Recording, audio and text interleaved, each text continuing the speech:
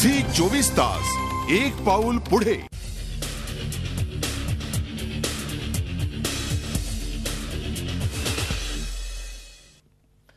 मोदींच्या विषयात आपण चर्चा करतो आहोत। मोदींनी सलग 5 ते 6 वेगवेगळ्या ठिकाणी केलेली भाषणं, त्यातून गुजरातच्या विकासाच्या मॉडेलचं केलेलं प्रमोशन आणि त्याचबरोबर काँग्रेसवर केलेली टीका, केंद्र सरकारवर केलेली टीका याविषयी आपण चर्चा करतो।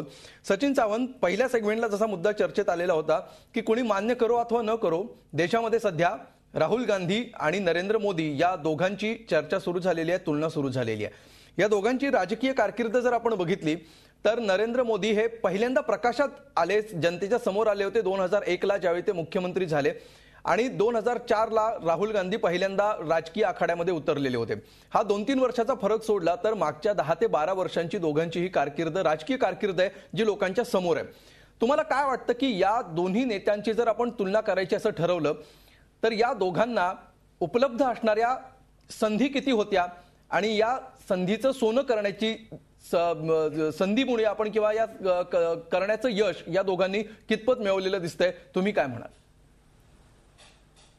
नाही, पहिली गोष्ट यांची तुलना होण्याचा काही संबंधच येत नाही। एखाद्या राज्याच्या मुख्यमंत्र्याचं आमच्या काँग्रेस पक्षाच्या राष्ट्रीय नेत्याशी तुलना कशी काय होऊ शकते? पहिली गोष्ट अशी की नरेंद्र मोदींना राष्ट्रीय नेते ते स्वतः म्हणतायत, आता तशी परिस्थिती त्यांच्या पक्षात आलेली नाही, त्यांना त्यांच्या पक्षाने त्यांचा उमेदवार म्हणून घोषित करावं। आणि ज्या तऱ्हेनं पहिल्यांदा उमेदवार म्हणून घोषित करण्याचा प्रकार, राहुल गांधींना तरी कुठे घोषित केलं? आपली सर्वसमावेशकता राहुल गांधींना तरी कुठे घोषित केलं? काँग्रेस स्तरावर जाऊ दे ना।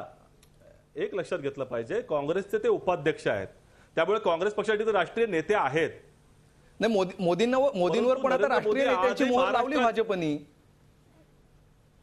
ते संसदीय मंडळाचे सदस्य, असे आमच्यावर अनेक राज्याचे मुख्यमंत्री संसदीय मंडळाचे सदस्य असतात, परंतु विषय असा आहे की राष्ट्राची जबाबदारी, प्रत्येक राज्याची जबाबदारी त्यांना दिलेली आहे का संघटनात्मक पातळीवरती, हा एक महत्त्वाचा विषय आहे। त्यामुळे पहिल्यांदा पक्षीय पातळीवरती त्यांना जास्तीत जास्त जबाबदाऱ्या मिळू द्या, नंतर एनडीए मध्ये त्यांना सगळे त्यांची सर्वसमावेशकता आजमावून बघूया। आज जेडीयू ज्यापर्यंत त्यांच्यासाठी बोलतंय, त्या प्रेमाचे गोडवे गातंय, त्यानुसार त्यांना एनडीए मध्ये देखील त्यांना सर्वसमावेशक बनवावं लागेल। ठीक आहे, म्हणजे तुमचं म्हणणं असं आहे की या दोघांची कार्यकक्ष वेगळी असल्यामुळे यांची तुलना नको, कार्यकक्ष वेगळी, एवढा एकच कारण आहे तुमचं? संमतच येत नाही।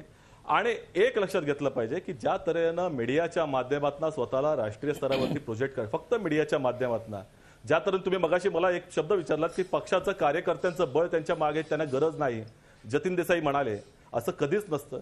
पक्षाचा कार्यकर्ता हा ग्रामीण भागामध्ये असेल, शहरी भागामध्ये असेल, गावागावामध्ये, घराघरामध्ये तो गेलेला असतो आणि तो नेत्यांना त्यांच्या विचारांना लोकांपर्यंत पोहोचवत असतो। मीडियाच्या माध्यमातून तुम्हाला जर सांगायचं झालं तर तुम्ही हीच तुलना सोनिया गांधींची होत होती 1998 साली, ज्या वेळेला त्या आल्या। 2004ला त्यांची लढाई कोणाची होती? अटल बिहारी वाजपेयींच्या सारख्या, त्यांचंही वक्तृत्व फार होतं, मोठं छान होतं।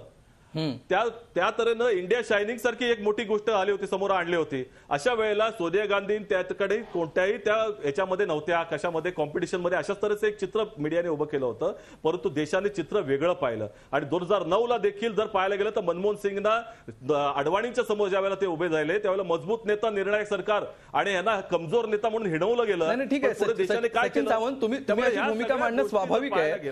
सचिन सावंत, तुम्ही भूमिका मांडणं स्वाभाविक आहे की राहुल गांधी आणि नरेंद्र मोदी ची तुलना होत नाही, मात्र तुम्हाला ही वस्तुस्थिती तरी मान्य आहे का की आता लोकांमध्ये अशी तुलना व्हायला लागलेली आहे, त्याचे निकष काही असोत, ही तुलना व्हायला लागली आहे, हे तरी तुमच्या निदर्शनाला येतंय का?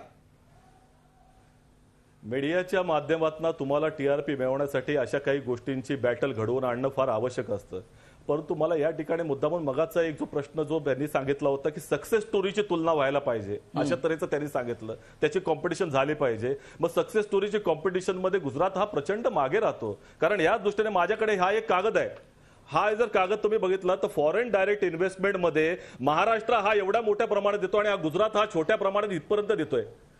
आणि त्याचबरोबर कुपोषणाच्या मध्ये कितवा नंबर लागतोय त्यांचा? 7वा। त्या तऱ्हेनं सेक्स रेशो मध्ये किती लागतो? 13वा। या सगळ्या सक्सेस स्टोरी आम्हाला आणावे लागतील। सेक्स रेशो मध्ये असेल, एज्युकेशन मध्ये असेल, प्रत्येक क्षेत्रामध्ये जर मानवीय विकास निर्देशांक तुम्ही पाहिलात तर इन्क्लुसिव्ह विकास खऱ्या अर्थाने झालाय का? या सगळ्या गोष्टी तुम्ही जर विकासाचे दिंडोरे संपूर्ण देशभरावर जेव्हा घेताय त्यावेळेला हे प्रश्न उपस्थित होतात। जेडीयू सारखे त्यांच्याच पक्षाचे जे सहयोगी पेक्षा आहेत, सहयोगी, ते विचारतायत, पण मग हे काँग्रेस का करत नाहीये? नरेंद्र मोदी हे अजूनही राष्ट्रीय नेते नाहीयेत आमच्या दृष्टीनं. त्यांचं काय बोलतायत त्याला काही महत्व नाही. विकासाचे गोडवे त्यांनी गावेत. आमच्यासारखे लोक जे आहेत, आमचे जे नेते आहेत, पृथ्वीराज चव्हाणांसारखे असतील किंवा अनेक मुख्यमंत्री असतील, प्रत्येकाने आपलं काम करतोय. जे काम आहे ते स्पीक करतंय, तेच बोलतंय लोकांना. बाकीच्या लोकांना अशी गोडवे गायची गरज लागत नाही. ठीक आहे, किरीट सोमय्याची काय म्हणाल? काम कमी आणि मार्केटिंग जास्त आहे मोदींचं, असं त्यांचं म्हणणं आहे. सचिन भाऊंचं म्हणणं खरं आहे की राहुल गांधी हे काँग्रेस पक्षाचे उपाध्यक्ष, काँग्रेस पक्षाचे नेते. नरेंद्र मोदी देशाचे आणि जनताचे नेते आहेत. आता जर देशाने आणि जनतेने या देशातले कोट्यावधी लोक नरेंद्र मोदींना जर पंतप्रधान म्हणून पाहू इच्छितात, पाहतात, तर त्याला स्वाभाविक आहे की काँग्रेस पक्षाला त्या संबंधित स्ट्रॅटेजी बनवावी लागणार आणि त्यांनी बनवली तर त्यात काही गैर नाही आहे. नरेंद्र मोदी ह्या देशाच्या मातीशी संबंधित आहेत. गेली जवळ त्यांनी भारतीय जनता पक्षाचा राष्ट्रीय पदाधिकारी म्हणून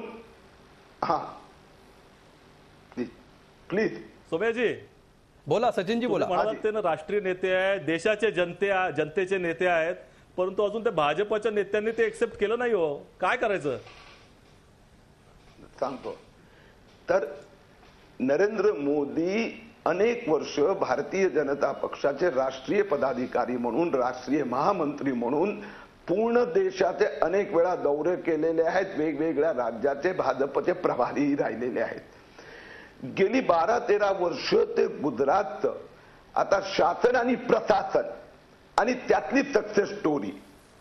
भारतीय जनता पक्ष आणि भारतीय जनता पक्षाच्या कार्यकर्त्यांनी नरेंद्र मोदीला one of the top most, one of the most popular leader of the country हे राजनाथ सिंगांनी पण अनेक वेळा म्हटलं आहे. भारतीय जनता पक्षाच्या राष्ट्रीय परिषदेच्या अधिवेशनात जे भारतीय जनता पक्षाच्या देशभरातल्या प्रतिनिधींनी जे त्यांचं स्वागत केलं, आता आपण त्याचा पुढे जाऊया. नरेंद्र मोदी म्हणजे काय?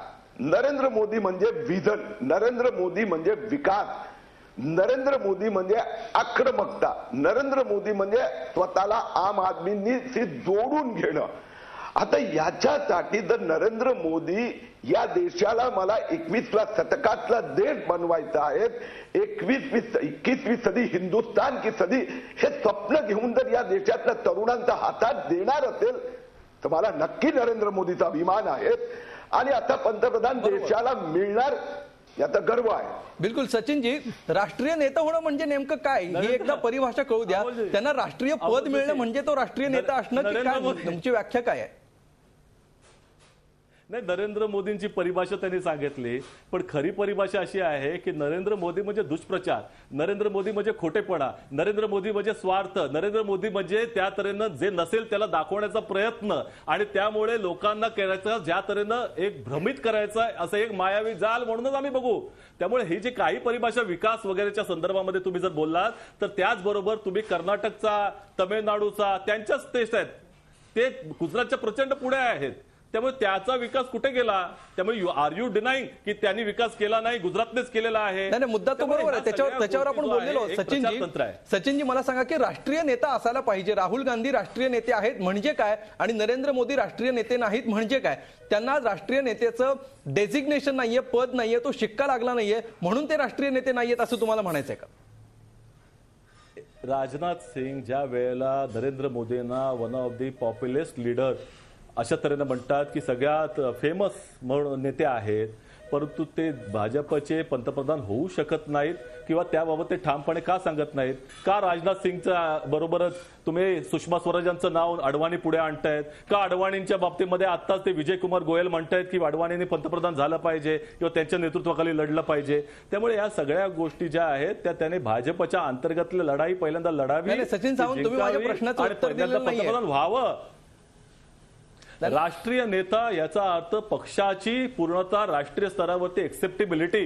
आज पक्षीय लोकशाही, आपण ही जी लोकशाहीची प्रक्रिया बघतो त्यामध्ये पूर्णतः पक्षाचा कार्यकर्ता त्याला एक्सेप्ट करत असतो, ही लीडरशिप आहे. आज त्यांच्यामध्ये तशी परिस्थिती नाही. आज युपीए मध्ये राहुल गांधींच्या बाबतीमध्ये क्वेश्चन मार्क नाही. एक लक्षात घेतलं पाहिजे, पंतप्रधान जर राहुल गांधींना आम्ही करायचं झालं तर त्या ठिकाणी कोणत्याही सहयोग पक्षाने त्या ठिकाणी प्रश्नचिन्ह आणलं नाही. ह्यांचा एनडीए मध्ये नरेंद्र मोदींना अजून प्रश्नचिन्ह जेडीयूनेच दिलेलं आहे. अशा अनेक राज्य आहेत, त्या ठिकाणी ओरिसाचे देखील मुख्यमंत्री सचिनजी, तुम्हाला असं म्हणायचं आहे की नरेंद्र मोदींना पक्षामध्ये ज्या काही अडचणी आहेत त्याच्यामुळेच केवळ ते राष्ट्रीय नेते नाही आहेत, बाकी सगळ्या गोष्टी त्यांच्या फेवरमध्ये आहेत.